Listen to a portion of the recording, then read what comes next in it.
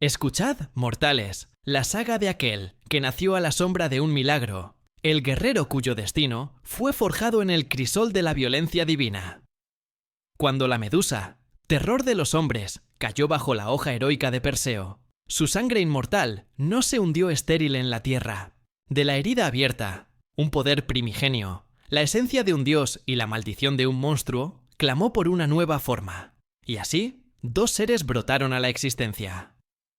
El primero fue Pegaso, el corcel de alas de nieve, que ascendió con la majestuosidad de un himno, robándose la admiración del Olimpo y del mundo. Pero no cantaremos a él, cantaremos al otro, al que se quedó, Crisaor. No nació Nio, sino hombre. No con un llanto, sino con el silencio de una montaña.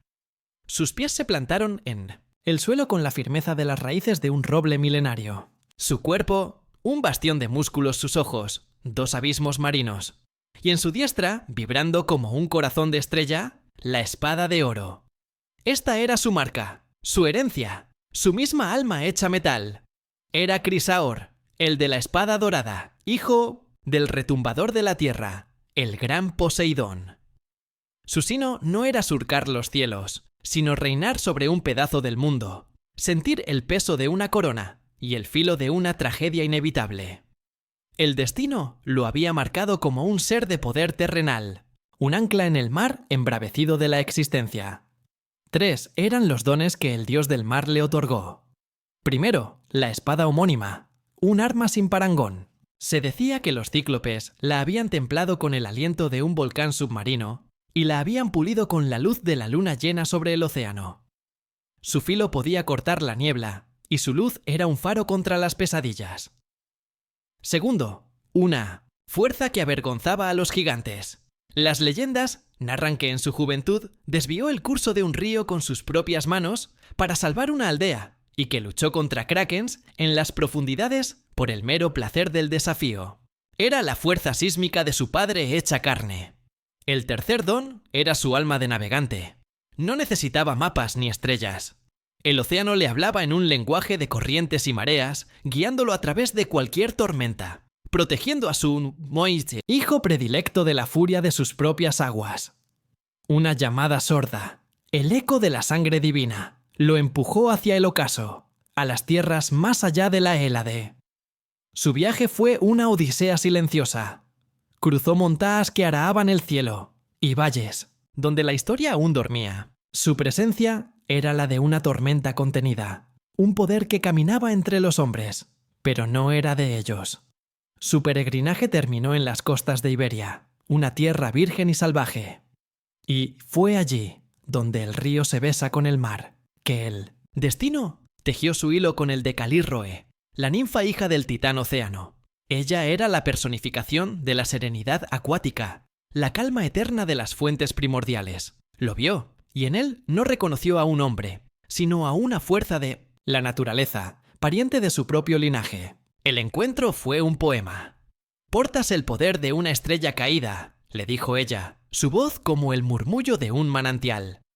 «Y tú tienes la quietud de la luna reflejada en un lago profundo», respondió él, sintiendo por primera vez que su poder no era una barrera, sino un puente.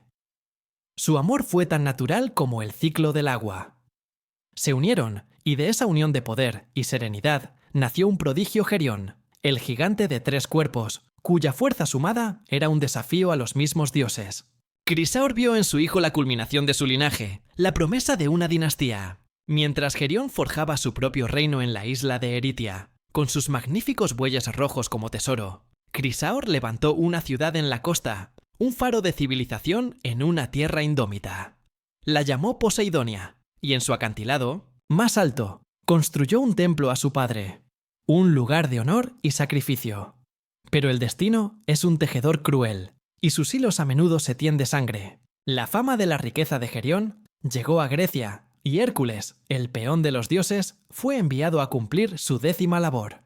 La noticia cayó como una sentencia de muerte en el corazón de Crisaor.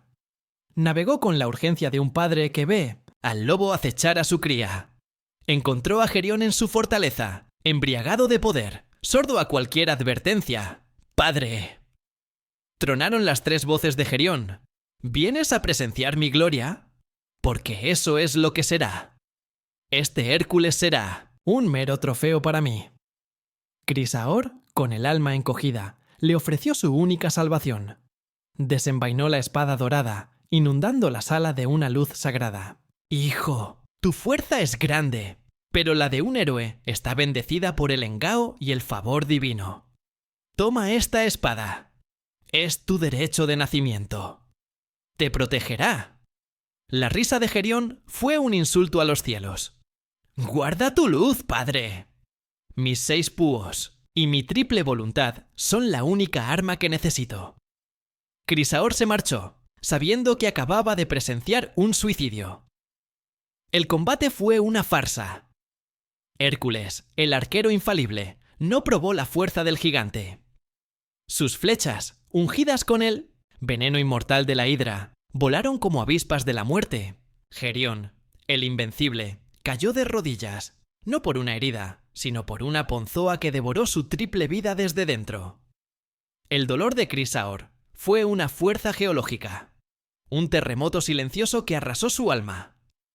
Volvió a Eritia, no como un rey, sino como un padre que va a recoger los pedazos de su mundo. La visión del cuerpo de su hijo, profanado por la astucia, encendió en él una furia fría. Pero su infierno apenas comenzaba. Al regresar a Poseidonia, descubrió que la tragedia había reclamado también a su amor. Calírroe, incapaz de contener un océano de dolor en su corazón de ninfa, se había entregado al océano verdadero, disolviéndose en los brazos de su padre Titán. Ahora, Crisaor era un rey en un reino de cenizas.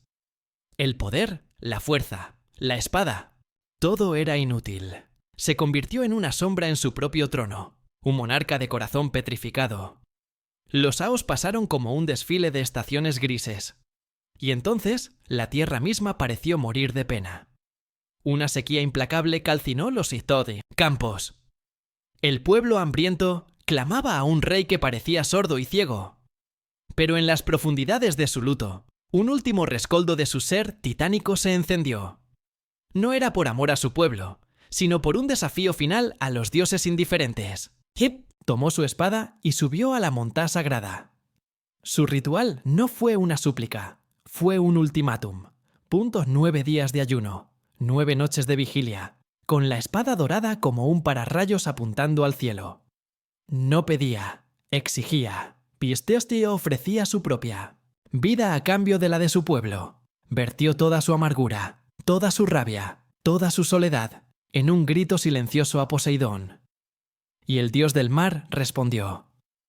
Una tempestad como ninguna otra azotó la costa. Relámpagos partieron el cielo, y un temblor abrió la tierra. De las heridas del suelo brotó agua. Fresca, pura, salvadora. La vida regresó. Crisaor bajó de la montaña, un hombre vaciado.